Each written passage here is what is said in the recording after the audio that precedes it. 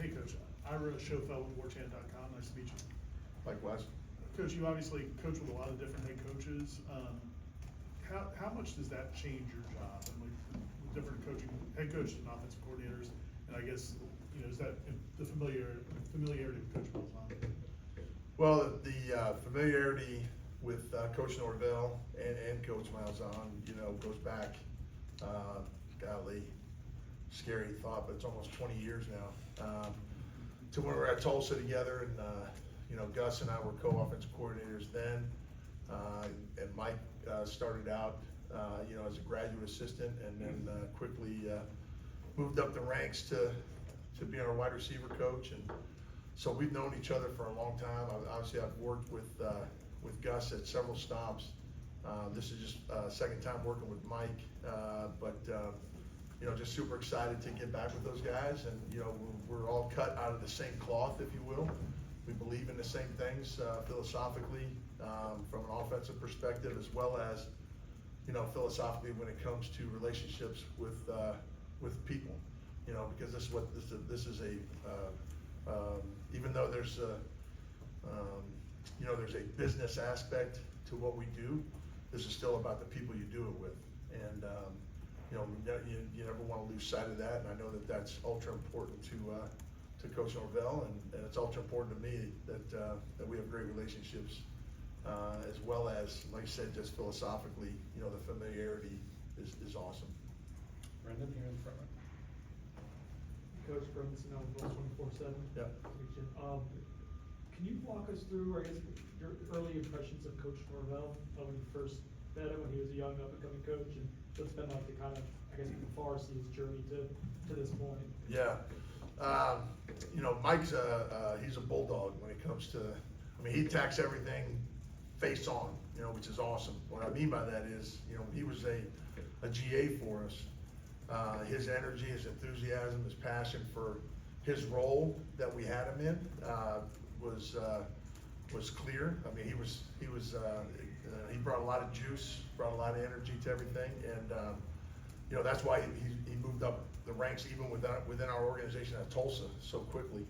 I go back to when Mike was a GA, and he was one of our best recruiters, but he couldn't go on the road. He wasn't allowed to go on the road, but he signed some of our top players. I think of Damaris Johnson from out of Destrehan, Louisiana, and Mike was a primary recruiter for him, even though he was a grad assistant. And so you kind of knew early on, that he was going to be a force in the industry.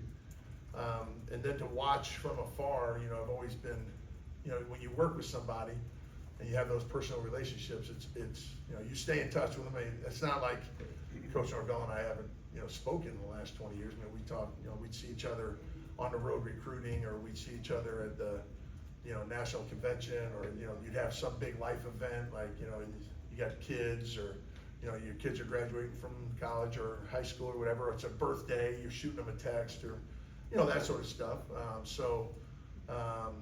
We've always been, our relationship has always stayed steady throughout the years, but now to get it, to be able to watch his progression has been awesome. Very, very proud of him and all the things he's been able to accomplish. And now I'm excited to work with him again and help us go to even greater heights. Chris? Hey, Coach, Chris with NoleGameday 24/7. On offensive linemen, obviously the world's changed with the transfer portal, so it's kind of a two-part question. What do you look for quality-wise in high school prospects, and how much has the portal changed the ability to get guys who are physically more mature? Okay, well, those are two. I'm not gonna be up here for a while lecturing on those thoughts, but no, in high school linemen, okay, there's certain attributes that you want to be able to see on film. First off, right, it starts with flexibility, the ability to bend. That's sometimes it's overlooked with guys, because guys are big and strong and physical and all that stuff, but if you can't bend, you can't play. So we always look at that. We look at guys who enjoy the physicality of the game. You can tell they like the contact. They don't shy away from the contact. Guys who can move their feet, okay, You know, as a coach, my job is to make sure they're moving their feet in the right direction, okay? But guys that can play quick on their feet, they're not heavy-footed. You like to have guys that are heavy-handed, okay? That when they strike people, they can punch and impact a person, you know, in a I guess a positive manner for the offense, a negative manner for the individual taking a strike, but they can impact a person, so they play heavy-handed. You know, ultimately what we're looking for is guys who can make an impact at the line of scrimmage, okay, that can move people, that can dent the defense, but guys who are also athletic enough to play in space, because, you know, there's so much spatial blocking that takes place, whether it's in pass protection or whether it's in, you know, some of our screens, reverses, our zone schemes where we have to climb up and block second and third level defenders. So they have to be able to play in space as well. And I know that's there's a laundry list of things that you look for, and but if you narrowed it down to those two things, can they impact the line of scrimmage, move people, dent the defense, and can they play in space? Those would be the two overriding factors. And then they gotta love football. They have to love football, you know, and that takes, you gotta get to know somebody. You know, the challenge in, you know, in your second part of your question about the transfer portal is sometimes it feels like the transfer portal is speed dating. You know what I mean? And you don't have the opportunity or luxury, I guess, maybe of getting to know somebody that you do in high school recruiting, where you start, you identify somebody when they're a freshman or a sophomore in high school, and you build a relationship with them over years, right?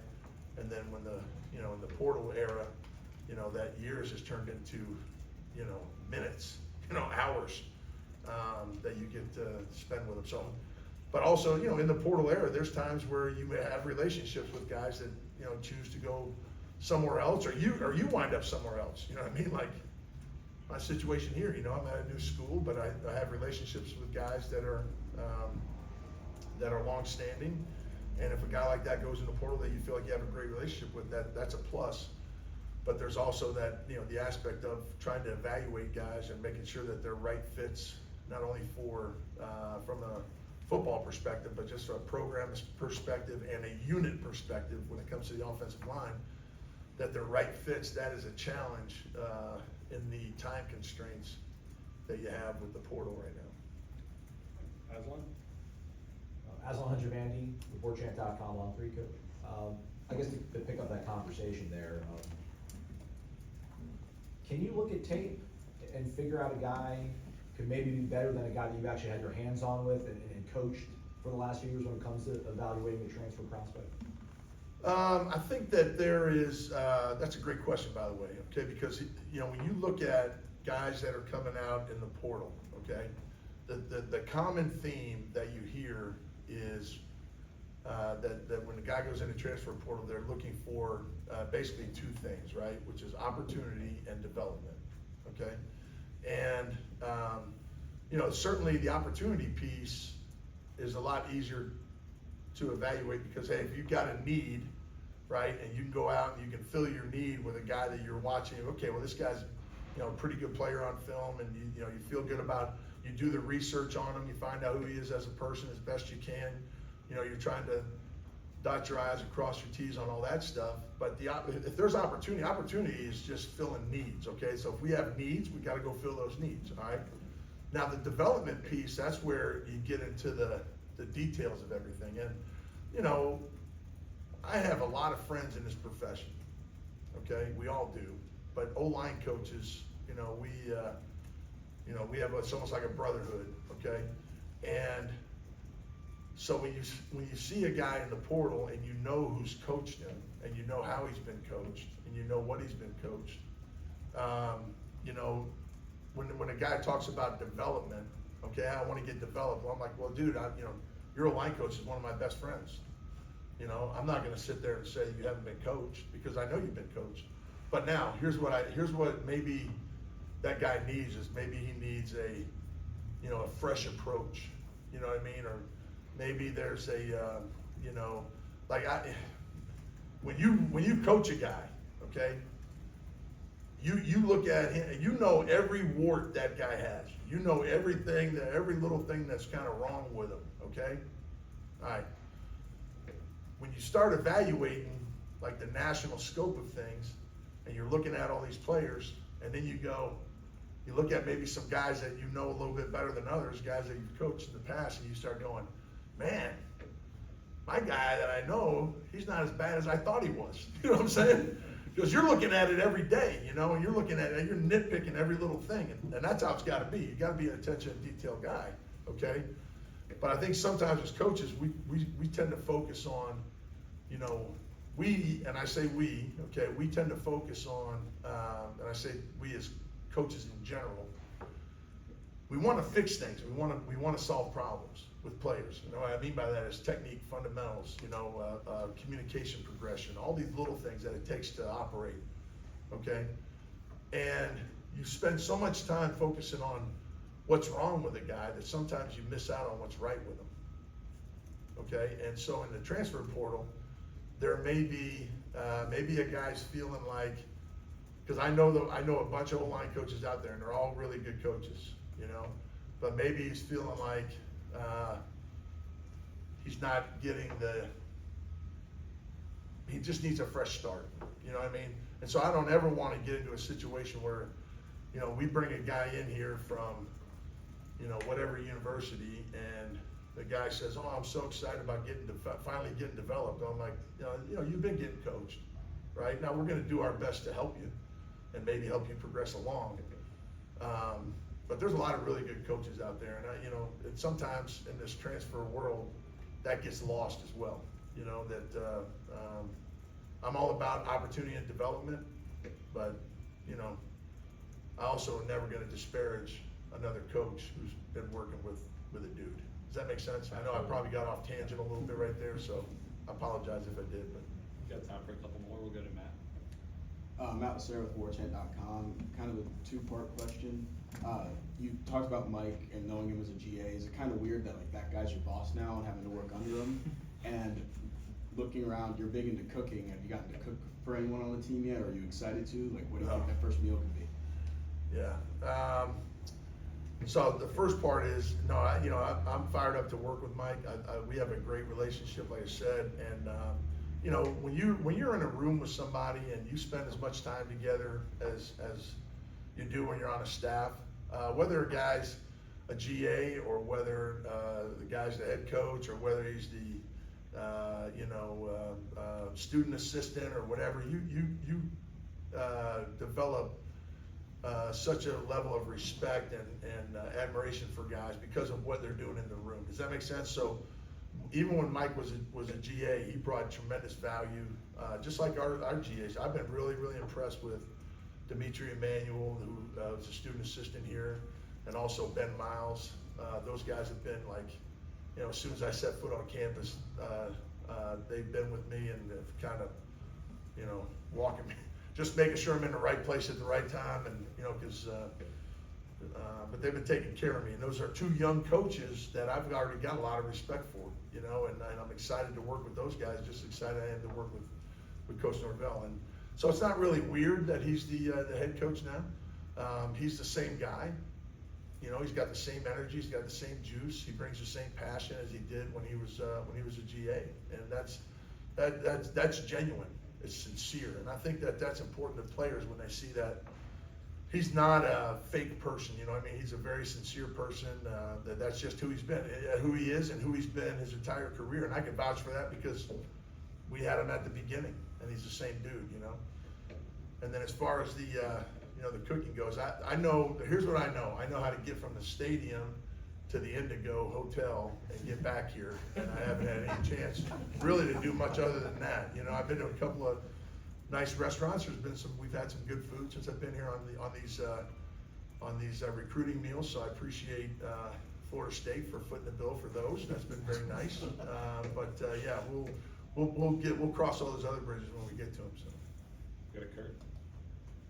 Hey, Kurt Weiler with the Osceola. Sorry, I'm kind of throwing you a big picture, a vaguer question. When you have somewhat limited time with the guys, when I'm sure you're somewhat limited in what you can do physically with them in practice, how do you, coaching philosophy, teaching philosophy-wise, try and maximize that time? What is your approach to that? Oh, man, that's, you know, because there's a, you know, we have a time limit, you know, we're governed by the NCAA on, and so the whole thing with that is that I believe in efficiency. You know, you have to have a great plan every day. You have to have a great plan of how you're gonna attack the day, you know, and so when I do get a chance, I haven't had, you know, I mean, like I said, I've been back and forth to pretty much the hotel and all that stuff. A lot of I've already met with when I do get a chance to work with our guys on the field, which I have not had that opportunity yet, obviously, because we haven't had practice or anything, but I have met with them. As soon as I got hired here, one of my first priorities was to meet with the current players, you know, because we're in the middle of all this transfer stuff and recruiting and all that, but we have players on campus that are important to us. You know, those are the guys that we're going to go to battle with. So I had a great meeting with all the offensive linemen who were here. Some of the guys had already finished up their academics for the semester and gone home, but I got on the phone with those guys. You know, I had previous relationships with some of those guys because I had recruited them. You know, when I was at Texas, I think I was the first guy to ever offer Jalen Early a scholarship. And so that was kind of cool when you know, when Coach Norvell told him that I was coming, he was like, "Oh man, Coach Hanna was the first dude to ever offer me," you know. So we've had a relationship with him, and you know, looking forward to working with him now. You know, the other young guys, right? Jonathan Daniels and Lucas Simmons and Andre Otto and all these guys that are the younger guys on the roster in our unit. You know, I've got to know those guys through the recruiting process as well. So there was a baseline relationship with them. But I think that the whole key to it is just being efficient. You know, being efficient, having a great plan every day. I don't want to waste a minute when it comes to working with our student athletes to help them, you know, be prepared to be successful when they hit the field. So it's just going to be about the efficiency part of it. Go to Corey for the last one. Corey Clark with warchant.com. With your track record and Coach Malzahn's track record, you guys run the ball a lot and run it well. Yes. This offense did not do that well the last 2 years, really, but especially this last year. When you go into your room, how do you instill, I guess, confidence and belief that I don't care what happened last year, you guys are going to be good and we're going to run the ball no matter what it takes? Right. Well, it starts really from the I don't want to say from the ground up, literally. Okay. What I mean by that is football is a ground-based game. Everything starts with your feet. Okay. But we were going to start building this from the ground up too. So I'm not concerned with what's happened in the past. I'm really not. You know, the past is the past for a reason, man. It's, you know, now do we have to learn from the past? Sure. You know, because if you don't learn from history, you're doomed to repeat it, right? At least that's what they say anyways, okay? So yeah, we want to learn, we want to get better, we want to grow, you know, but there's going to be a commitment to the run game. That's who we are, that's who we've been. Now, we're not, you know, going to pound our face against the wall. If the defense has 13 guys in the box, okay, you have to have answers. You understand what I'm saying? And that's always the challenge as well. And that's where you have to be able to use the run to set up the pass game. You know, with our vertical pass game, our RPOs, things of that nature, we can take advantage of matchups on the outside. But it starts with being able to run the football. And you know, we have an approach. You know, we are an inside zone based team. We have all the bells and whistles off the inside zone. But you know, everybody in America runs inside zone. They really do it. So it's not about what you do, it's how you do it that matters. And the attention to detail and technique, fundamentals, the communication progression, getting hats on hats, you know, and then we've got some really good running backs, and you know, really excited about that room, and having a guy that, you know, a guy or two or three or however many we can have that, you know, when we get them as a running back, all you're looking for is, can you get me in a one-on-one situation with an unblocked defender? Because you can't block everybody, okay? But when the running back has the opportunity to get one-on-one with a safety or a corner or whoever that his hat is that he's responsible for, does he have the ability to make that dude miss and then get an explosive play out of it, okay? Because our goal up front is put hats on hats. It starts with our communication progression and making sure that we're targeting the right hats. And then it goes into technique and fundamentals, which we call the how-tos. Okay, you have who-tos and you have how-tos. Who-tos are scheme, right? That's, you know, when you're an offensive lineman, the first thing you think of when there's a play called is, okay, who am I responsible for? How am I gonna communicate that across the line, okay? Up and down the line, make sure everybody's on the same page. And then you have how-tos, and your how-tos are your techniques and fundamentals. And then the ball's gonna be snapped, dude, and we gotta go ball out when the ball's snapped, okay? And then you gotta do it again, and then you gotta do it again, and then you gotta do it again, and over and over and over again. You gotta put hats on hats, man. And when you do that, good things happen. And that's what we're committed to. That's who we are. That's our DNA. It always has been. I mean, I cut my teeth, seems like 100 years ago, I guess, but back when I was at West Virginia with Rich Rodriguez and then Coach Malzahn and I got together at Tulsa, and then, you know, I've been with James Franklin when we had, we had Saquon Barkley when he was a freshman at Penn State. He ran for 11, a little over 1,000 yards for us as a freshman, and probably missed 3 games. You know, he had a little ankle sprain. He missed about 3 games. Now, he's a freak, okay? But we've had great backs that have been beneficiaries of putting hats on hats up front, and that's what it's going to start with. So, Okay, thank you, Coach. Appreciate it. Thanks, Coach. thanks,